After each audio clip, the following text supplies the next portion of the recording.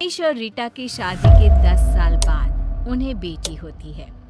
रीटा, तुमने मुझे जिंदगी की बहुत बड़ी खुशी दी है। तुम भी ना, ये सब भगवान की कृपा है। बस हमारी बेटी बड़ी होकर कुछ अच्छा करे। रीटा की सास बिंदिया ये खबर सुनकर गांव से चली आती है। हम अब से यहीं रहेंगे, दादी पोती साथ में खेलेंगे। अपनी पोती का नामकरण भी हम ही करेंगे। आज से हमारी गुड़िया का नाम होगा सना। आओ मेरी गुड़िया, दादी के साथ खेलोगी ना। वक्त गुजरने लगता है, सना बड़ी होने लगती है। अब सना 10 साल की हो गई है। दादी पोती एक साथ एक ही कमरे में सोते हैं। एक रोज सना आधी रात को घबराकर उठ जाती है। अरे क्या हुआ मेरी बच्ची, तू इतनी घबरा क्यों रही है? दादी, मैंने एक औरत को देखा जो मेरे बेड के नीचे से निकलकर मेरे ऊपर आकर बैठ गई और मुझसे कुछ कहना चाह रही है। अरे बिटिया, मैं हूं ना तेरे साथ। देख देख, तेरे बेड के नीचे कुछ भी नहीं है। मेरी बच्ची आराम से सो जा। अगले दिन फिर वही सब होता है। फिर सना सपना देखकर उठ जाती है। दादी, सपने में फिर मैंने उसी औरत को देखा। वो फिर उसी तरह मेरे बेड के नीचे से मेरे ऊपर आकर बैठ गई है और मुझसे यहाँ से जाने को कह रही है। कौन हो सकती है और कोई तेरे सपने में क्यों आएगा? अच्छा बेटी, वो दिखने में कैसी है, तू बता सकती है? हाँ दादी, बड़ी बड़ी आंखें, गोल चेहरा, लंबे बाल, मोटी मोटी गाल, पतली दुबली, मानो जैसी कोई मॉडल हो। क्या? ये तो नीता है, लेकिन उसका तेरे सपने में आने का क्या मतलब है? दादी, ये नीता कौन है?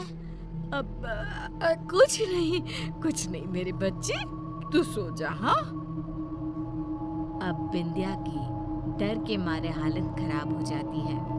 वो रात भर सो नहीं पाती। अगली सुबह बिंदिया सारी बातें उमेश से कहती है। उमेश, वो वापस आ गई है। इस बार उसने अपना शिकार हमारी सना को बनाया है। सना को कुछ हो गया तो हम तो मर जाएंगे। क्या माँ, आप भी कैसी बातें कर रही हो? सपने से भला क्या होता है? कौन सा वो सच में निकल कर बाहर आ जाएगी? माँ, आप है ना कुछ ज्यादा ही सोच रही हैं। इस बात को यहीं खत्म कर दीजिए। और देखिए, रीटा को इसके बारे में कुछ भी खबर नहीं होनी चाहिए। उमेश की बातें बिंदिया के दिमाग से आर पार हो जाती है और वो नीता के बारे में ही सोचती रहती है। पहले तो सना को सपने रात में आते थे, लेकिन अब तो उसे दिन में भी सपने आने लगते हैं। एक शाम जब सना सोकर उठती है और जोर जोर से रोने लगती है। नहीं, मेरी मम्मी को कुछ मत करना। मैं वो सब करूंगी जो तुम कहोगी। क्या हुआ मेरी बच्ची, तू रो क्यों रही है? मम्मा वो आपको मार देगी। वो रोज रात को मेरे सपने में आती है, कभी मेरे बेड के नीचे तो कभी मेरी अलमीरा के पीछे छिपी रहती है। क्या बोल रही है बेटा? मुझे कुछ समझ में नहीं आ रहा। कौन आ जाती है और मुझे क्यों कुछ करेंगे?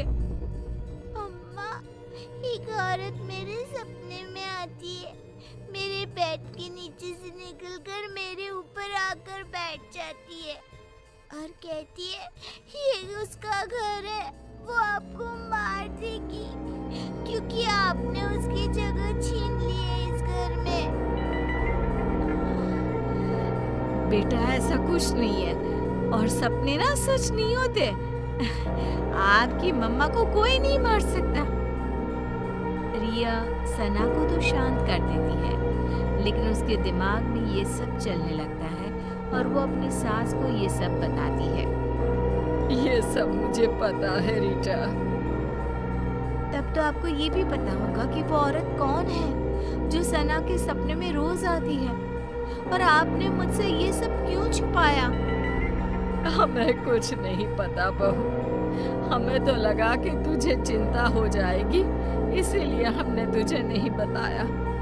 सपनों का हकीकत का क्या मेल? नहीं मम्मी जी, इस सपने का कोई ना कोई मतलब जरूर है। अगली सुबह रीटा और बिंदिया किसी पंडित को अपने घर बुलाते हैं और सना को झाड़ा दिलवाती है और उसे सारी बात बताती है।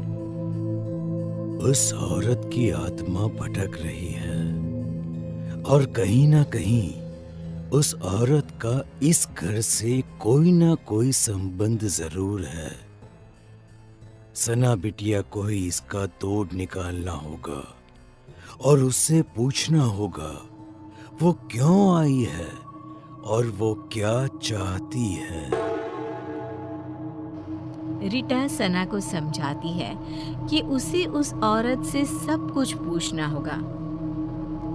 जब सब सो जाते हैं और सना को सपने दिखने शुरू हो जाते हैं, तब वो देखती है कि अलमीरा के पीछे से वही औरत झांक रही है और पंखे के ऊपर आकर बैठ गई है और वो सना को दिख रही है। सना उठकर बैठ जाती है, तभी वो औरत उसका गला दबाने लगती है और कहती है, बोला था ना, निकल जाओ इस घर से, ये घर मेरा है, नहीं गई तो दोनों माँ बेटी मरोगे मेरे हाथ से। कौन हो तुम? मुझसे और मेरी मम्मा से तुम्हारी क्या दुश्मनी है? इतने में ही सना डर से उठ जाती है और रोने लगती है। रीटा और बिंदिया उसके पास बैठी होती है। बेटा, तूने उससे पूछा या नहीं? इतने में ही उन लोगों को एक आवाज आती है। पूछा, लेकिन जवाब सुने बिना उठ गई, इसीलिए मुझे यहीं आना पड़ा।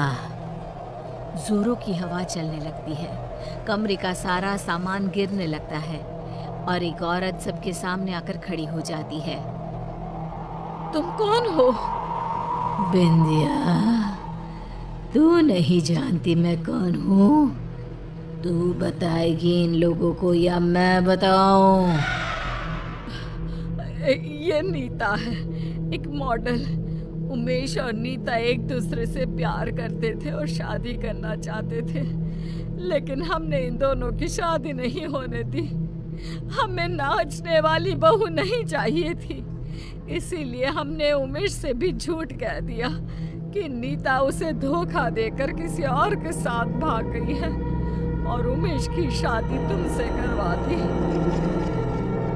ये सब के पीछे तुम थी ना माँ?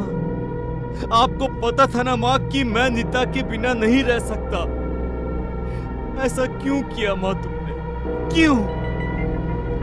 मुझे लगा उमेश ने मुझे धोखा दिया है, इसलिए मैंने अपनी जान दे दी और अब उसकी बेटी के सपने में आकर रीटा और सना को इस घर से निकलवाना चाहती थी, ताकि उमेश को ये एहसास हो सके कि किसी अपने का दूर जाना कैसा होता है।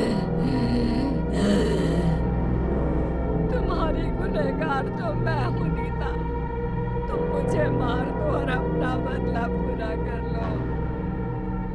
मुझे माफ कर दो नीता, मैंने माँ की बातों पर भरोसा कर लिया और एक बार भी तुम्हारा पता लगाना जरूरी नहीं समझा। मुझे माफ कर दो।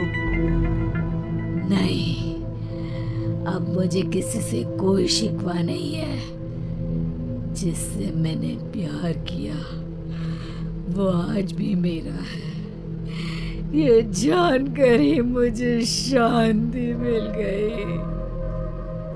बिंदिया का मन ग्लानि से भर जाता है और वो खुद की जान ले लेती है। ये क्या कर दिया माँ तुमने? क्या कर दिया?